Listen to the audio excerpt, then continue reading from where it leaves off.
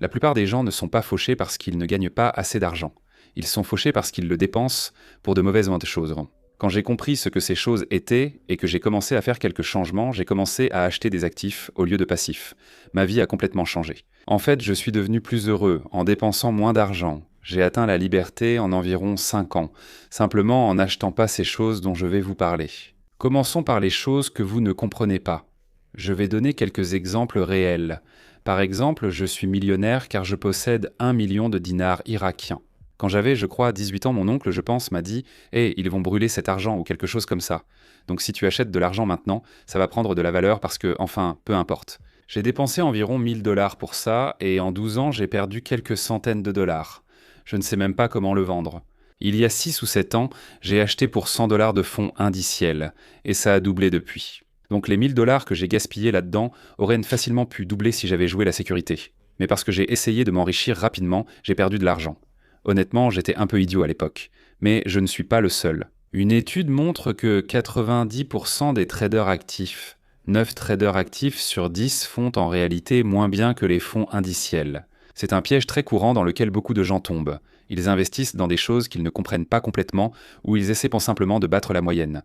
Maintenant, je suis entièrement pour investir intelligemment, si je peux dire ça comme ça, et trouver des choses qui sont des actifs et qui vont surperformer d'autres choses si possible.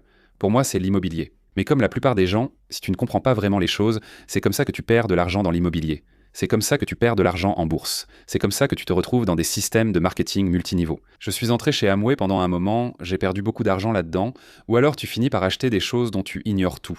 Tu te fies simplement à la parole de quelqu'un d'autre en qui tu as confiance et que tu apprécies, et le coût d'opportunité finit par te coûter des milliers de dollars.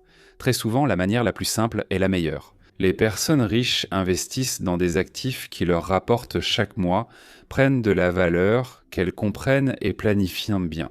Les pauvres ou la classe moyenne dépensent souvent cet argent dans des choses inutiles, ou pensent être plus malins qu'ils ne le sont, achetant des biens qui leur font perdre de l'argent ou sous-performent car ils ne comprennent pas ce qu'ils font. Ce que tu peux te permettre. L'un des plus grands pièges dans lequel je vois beaucoup de gens tomber, c'est d'acheter ce qu'ils peuvent se permettre. Par exemple, tu obtiens une approbation pour 400 000 $ afin d'acheter une maison. Le conseiller hypothécaire te dit que tu peux te le permettre. Tu vas chez un concessionnaire automobile et tu te rends compte que, je peux peut-être me permettre de payer 5 à 600 $ par mois pour ma voiture. C'est ce que je peux me permettre. C'est ce que j'ai budgété pour ça, n'est-ce pas ? C'est comme ça que tu restes coincé dans le piège de la rat race, pratiquement indéfiniment. Ce n'est pas parce que tu peux te permettre de payer quelque chose que ça va te rendre riche. Ça ne veut pas dire non plus que ça va te donner de la liberté. Ça n'améliorera ta vie en rien parce que les banques, les concessionnaires automobiles, ils ne se soucient pas de savoir si tu es riche, si tu atteins la liberté dans quelques années, si tu quittes ton travail pour voyager autour du monde, faire ce que tu veux. Ce n'est pas leur objectif. Leur but est de te prendre un maximum d'argent. Ils diront que 100 $ par mois pour une voiture, ce n'est pas grand-chose, juste un pourcentage de ton revenu. Donc, ne t'inquiète pas trop. Et puis, une fois que tu as fini de payer ta voiture, maintenant tu as 500 $ de plus par mois. Au lieu d'investir cet argent, pourquoi ne pas simplement acheter une voiture plus belle, plus récente, n'est-ce pas ? J'ai vu cela détruire de nombreux jeunes et adultes. La principale raison pour laquelle les gens restent piégés, c'est qu'ils achètent ce qu'ils peuvent s'offrir, mais ne peuvent pas réellement se permettre. Et ma règle générale, c'est de choisir un pourcentage avec lequel tu es à l'aise, comme pour une maison. Moi, ça me va que ce soit, tu sais, peu importe 20% de mon revenu ou quelque chose comme ça, ou pour à peu près n'importe quoi d'autre. Si je ne peux pas me permettre de le payer comptant, je ne vais tout simplement pas l'acheter. J'achète toujours mes voitures comptant. Et ça veut dire que quand je n'avais pas beaucoup d'argent, j'ai acheté une voiture à 3 000 $. Quand j'avais plus d'argent, là j'ai pu acheter, tu sais, une Tesla ou autre chose. Mais je n'achèterai jamais, jamais, jamais quelque chose juste parce que je peux me le permettre. Ce n'est pas une bonne raison de dépenser de l'argent. Ce n'est pas une bonne raison d'aller au restaurant. Ce n'est pas une bonne raison de partir en vacances. Ce n'est pas une bonne raison d'acheter une maison ou une voiture simplement parce que tu peux te le permettre. Est-ce que le but, c'est juste d'avoir les choses les plus belles et les plus brillantes, ou bien d'avoir la liberté de profiter de ta vie et de ne pas avoir à stresser à propos de l'argent ? Tes objectifs sont peut-être différents, mais je trouve ça stupide car idéalement, il ne faut pas juste faire ce qu'on peut se permettre. Tu devrais viser un taux d'épargne d'environ 50%, parce que quand tu fais ça, tu as tellement plus d'options que tout le monde. Tu as tellement plus de liberté que tout le monde. C'est difficile d'y arriver, mais impossible si tu achètes seulement ce que tu peux te permettre. La plupart gaspillent de l'argent à enrichir d'autres. Ils passent beaucoup de temps à consommer et produisent très peu. Et donc, quand j'ai changé d'état d'esprit, passant de consommateur à créateur, non seulement mon bonheur a énormément augmenté, mais je me suis aussi senti plus productif. J'ai poursuivi mes passions, augmenté mes revenus et obtenu une liberté géographique. Créer partout et travailler sur un ordinateur portable offre la liberté de voyager ou de faire ce que tu veux. Quelques images de transition discrètes. Depuis plus de 2 ans, j'ai aidé des centaines de personnes à commencer à gagner de l'argent sur YouTube. Et je viens tout juste d'ouvrir la 6e cohorte du programme YouTuber en 5 heures, où je prends un groupe de personnes pendant 6 semaines et je leur enseigne littéralement tout ce que j'ai appris en 7 ans sur YouTube.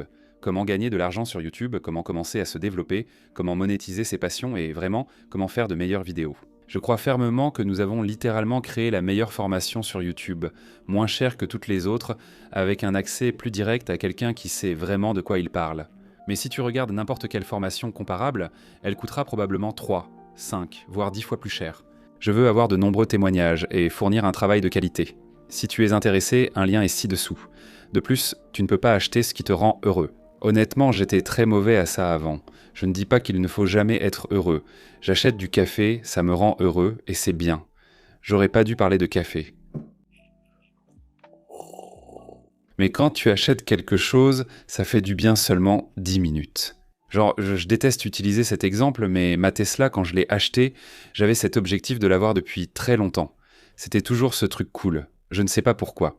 Un mois après l'avoir eue, je me suis dit que c'était juste une voiture, pratique pour aller d'un point A à un point B, mais rien de plus. Tout ce que j'ai acheté en pensant que ça me rendrait heureux ne m'a rendu heureux que quelques minutes, puis ça n'avait plus d'importance. Donc si tu dépenses ton argent juste pour des choses qui te rendent heureux sur le moment et que tu ne pratiques pas la gratification différée, il y a de fortes chances que tu n'aies jamais de bonnes finances. Si tu es toujours dans cette situation où tu te dis « il me faut cette nouvelle chose » et que tu l'achètes tout de suite sur Amazon. Tu achètes comme toujours des choses ce que tu veux et qui te rendent heureux immédiatement. Si je veux une montre, j'attendrai 5 ans ou d'atteindre un super objectif avant de l'acheter. En fait, c'était une montre Temu à 23 $ parce qu'au final, c'est une montre. Elle fait la même chose. Si tu vois ça comme un régime et manges toujours les aliments les plus savoureux, tu finiras gros et en mauvaise santé. C'est mathématique. Et si tu dépenses toujours ton argent pour tout ce que tu veux, tu seras toujours fauché et tu n'échapperas jamais à ça. Donc ce n'est pas parce que tu veux quelque chose que tu peux te le permettre ou que ça te rend heureux que c'est une bonne raison d'acheter. Et pourtant, c'est ce que la plupart des gens font. À l'inverse, si tu cherches quelque chose qui te rend vraiment un peu plus heureux, je dirais que ce sont clairement les expériences qui m'apportent ça. Presque tout finit par devenir simplement un objet, mais les expériences, voyager, aller quelque part avec des amis, faire quelque chose avec d'autres personnes ou même tout seul. Je n'ai jamais regretté l'argent dépensé pour ça et j'aurais voulu en dépenser plus. J'ai même augmenté ce poste dans mon budget pour profiter davantage d'expériences. Même pour Noël et tout ça, on n'achète pas vraiment d'objets. On offre des expériences aux gens, aux enfants ou à qui que ce soit. Mais pour la plupart des gens, si tu peux échanger l'envie d'acheter des choses contre plus d'expérience, tu vas généralement économiser beaucoup plus d'argent et avoir une vie bien plus épanouie et agréable. Par exemple, rien que l'année dernière, j'ai pris le pire vol d'Amérique et le pire trajet en train d'Amérique avec un ami pour une vidéo. Et techniquement, aucun des deux n'était vraiment génial. On a pris cet itinéraire pour une raison inconnue, allant de New York à Los Angeles en passant par l'Autriche. Je ne sais pas pourquoi ce vol existe.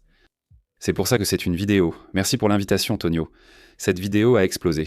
Bref, c'était littéralement une expérience dont je me souviendrai toute ma vie. C'était super cool, super amusant, c'était une excellente façon de dépenser de l'argent. Mais si tu repenses peu à tes cadeaux de Noël dernier, je ne sais même plus ce que j'ai eu pour mon anniversaire ou Noël ces 5 dernières années. Je ne m'en souviens pas, et mes enfants non plus. Après quelques mois, les objets perdent leur importance, seules les expériences comptent. Pourtant, on voit 10 000 pubs par jour, ce qui pousse les gens à dépenser, s'endetter et à ne plus profiter des expériences. Ils paient juste pour le confort. Si tu n'as pas d'argent, c'est la première chose que tu devrais probablement supprimer. C'est ce que j'ai supprimé. Et c'est tout ce qui est pratique. En général, quand tu payes pour le confort, tu penses à une supérette, ça va coûter 20, 30, 50, 100% de plus que dans un supermarché. Si tu penses à Uber Eats, c'est une majoration similaire. Parfois, c'est le double du prix avec tous les frais, les suppléments et la livraison. Tu songes à sortir dîner au lieu de cuisiner ou préparer tes repas à l'avance. Plus tu fais d'efforts, plus tu économises sur beaucoup de choses. Si tu es vraiment fauché, c'est la première chose facile à faire et, en général, ça ne change presque rien à ta vie. Mais même économiser seulement 20 ou 30 $ par jour peut représenter des milliers, ou tu sais, 27 $ par jour, c'est 10 000 $ en un an. Donc ces petites choses, payer un supplément pour se faire livrer quelque chose, sortir dîner tout le temps, acheter des boissons quand tu sors, ne pas préparer ton déjeuner quand tu vas au travail, toutes ces choses-là peuvent ruiner tes finances et en plus, elles ne te rendent même pas plus heureux. Donc je veux terminer cette vidéo en listant quelque chose qui, selon moi, valent vraiment le coup, que tu devrais acheter et qui te rapporteront plus d'argent. La première, ce sont les livres. Ces 3 livres m'ont littéralement rapporté des centaines de milliers de dollars en 10 ans, car on ne sait jamais quelle idée peut motiver à acheter des biens immobiliers. Tu ignores qu'on peut créer et gérer une entreprise en 5 heures par semaine si tu n'apprends pas comment faire.